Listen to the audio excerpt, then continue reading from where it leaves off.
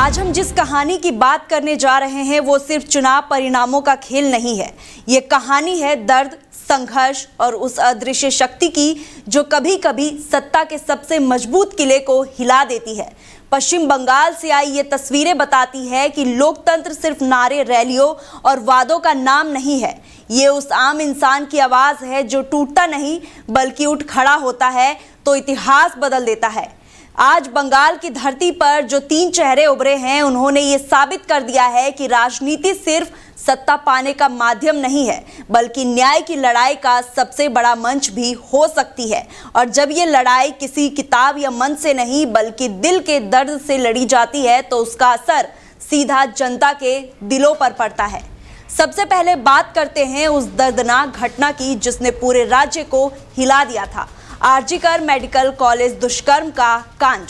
ये सिर्फ एक घटना नहीं थी, ये एक ऐसी ट्रेजेडी थी जिसने मां से उसकी दुनिया छीन ली। सोचिए, एक मां जिसने अपनी जवान बेटी को खो दिया हो, उसके भीतर क्या चल रहा होगा। आमतौर पर ऐसे मामले समय के साथ धुंधले पड़ जाते हैं, फाइलों में दब जाते हैं और इंसाफ की उम्मीदें कमजोर पड़ जाती है।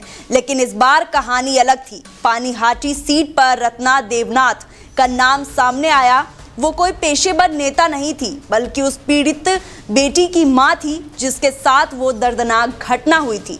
उसके पास बड़े बड़े वादे नहीं थे, ना ही राजनीतिक भाषणों की चमक थी। उसके पास सिर्फ एक चीज थी, एक मां का दर्द, और उसी दर्द ने उसे जनता के सामने खड़ा कर दिया।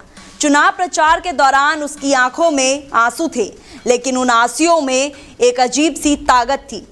लोग उन्हें सिर्फ सुन नहीं रहे थे बल्कि महसूस भी कर रहे थे।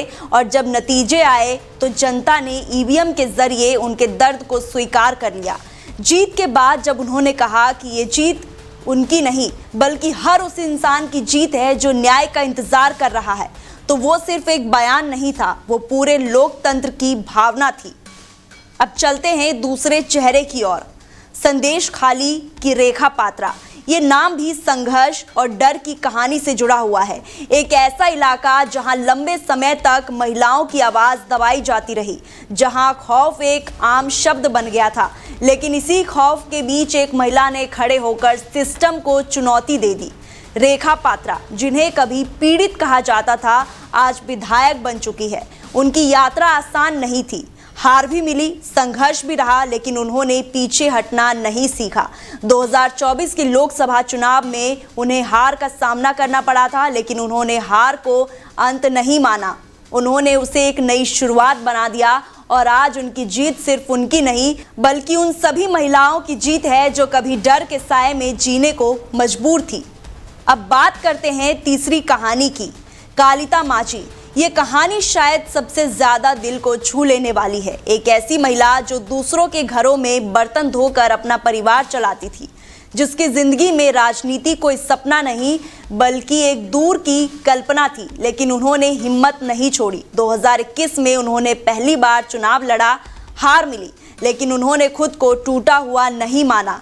उन्होंने फिर से मेहनत की, फिर से जनता के बीच गई, सादगी को अपनी ताकत बना लिया और आखिरकार वो सादगी उनकी सबसे बड़ी जीत बन गई।